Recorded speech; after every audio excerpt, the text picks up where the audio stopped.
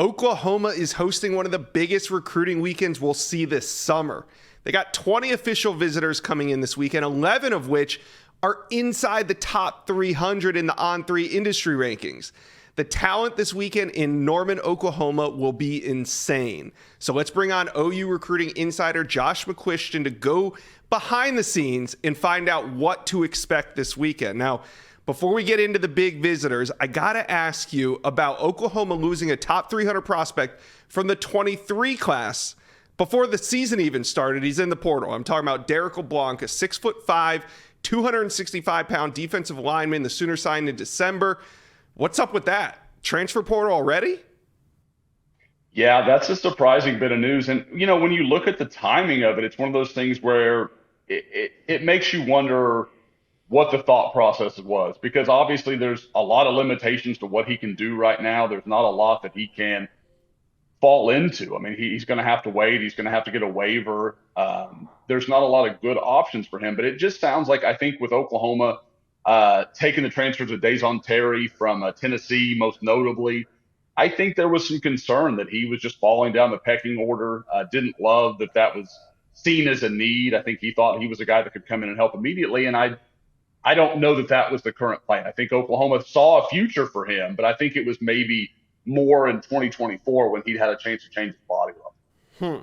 So all this just makes the recruitment of David Stone even that more important, if it could even possibly be more important. We'll get to David Stone in a minute, but let's take a look at some of these visitors coming in. I mentioned Stone, 5-star athlete Terry Bussey, 5-star defensive lineman Dominic McKinley, 4-star back Taylor Tatum, the number 1 running back in America, 4-star defensive lineman Joseph Jonah Ajanye, and 4-star defensive lineman Nigel Smith. Now, these are the guys I just want to highlight. Josh, OU is looking to add explosiveness to this offense, which is why they got a guy like Terry Bussey on campus this weekend. What are your sources saying about where the Sooners stand with him heading into this weekend? I think Oklahoma is, I guess I would call it hopeful, but probably realistic. I think they know that they've got an uphill battle. They've got to jump a few teams. They know they're not the choice if it was made today with Terry Bussey. But he's a guy that there's a relationship with him at Jones. Obviously, Jones has done well with Oklahoma, already landing a guy like Zion Kearney. And I think he's only been made more important by the loss of Bryant Wesco. That was a tough one for Oklahoma. And I think they've really kind of doubled efforts there to see if maybe they can surprise people and pull off a win here. But I think they know Terry Bussey is going to be a tough one to pull away from a couple other schools. Yeah, no doubt. But get him on campus and anything can happen. Some really talented defensive linemen on campus this weekend as well. Who is OU in good shape with, and who of this group do you think they have room to make up on? I would say the two that I think they're in the best shape with are probably David Stone and Nigel Smith. David is a guy that I know it seems like at various points he's been linked with so many other schools that, okay, this could be the possibility. Maybe it's this school. But the one constant's always been Oklahoma. That's been the school that I think people have had trouble finding a way around. And I know, he's a heavy favorite with the recruiting prediction machine right now.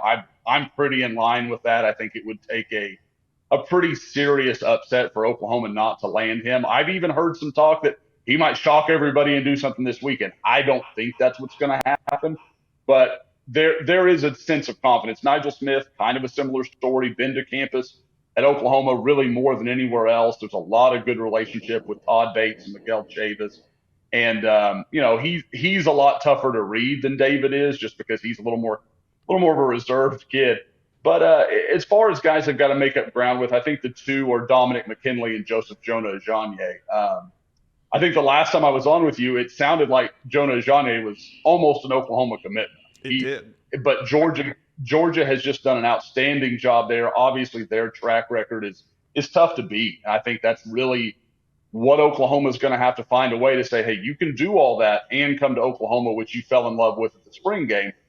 We'll see if that works. I don't know. And Dominic McKinley, obviously winning in Louisiana, we all know that's just a monster of a hill to climb. But there is you talk to a lot of people that say that Todd Bates might be his favorite of all the staffers he deals with. Well, they got a shot. I mean, hey, LSU kind of opened the door last cycle. 6 of the top 10 players in the state of Louisiana left that state last year. So maybe Dominique McKinley can continue that trend.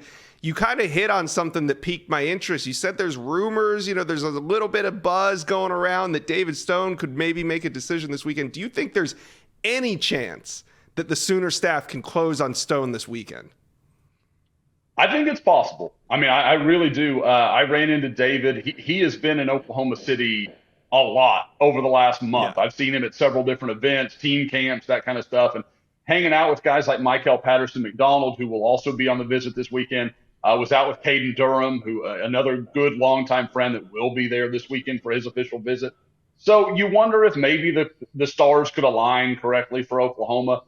But, again, if I'm betting, I don't think that's what's going to happen. But I've heard it enough places that I wouldn't say I could rule it out. All right. Well, how can we talk about defensive line targets and not talk Williams Winery? He's not on campus this weekend, but he was last weekend for his official visit. Do you agree with the recruiting prediction machine right now, which has OU as the leader at nearly 80%? No, I want to be clear. I do think Oklahoma is who I would bet on at this point, but that large of a margin, no, I couldn't justify that. I think Tennessee is right there. Oklahoma, I think that's the school Oklahoma is concerned about because Georgia, I know they impressed him during his official visit, and you could totally understand that being his choice with all their success. At the same time, I think this is a kid that relationships are going to mean a lot to. And I just think Tennessee has a little bit more time with him than Georgia does. And I think that may be what this comes down to is kind of the Oklahoma-Tennessee battle that I know Chad Simmons and others are predicting. And that's really the way I see it. Coming out of last weekend, I think Oklahoma feels really good. But they know, just kind of like what we were just talking about a second ago. You get a kid on campus, anything can happen, and you don't want to count anything until, they get a guy like Williams Winery, in the boat.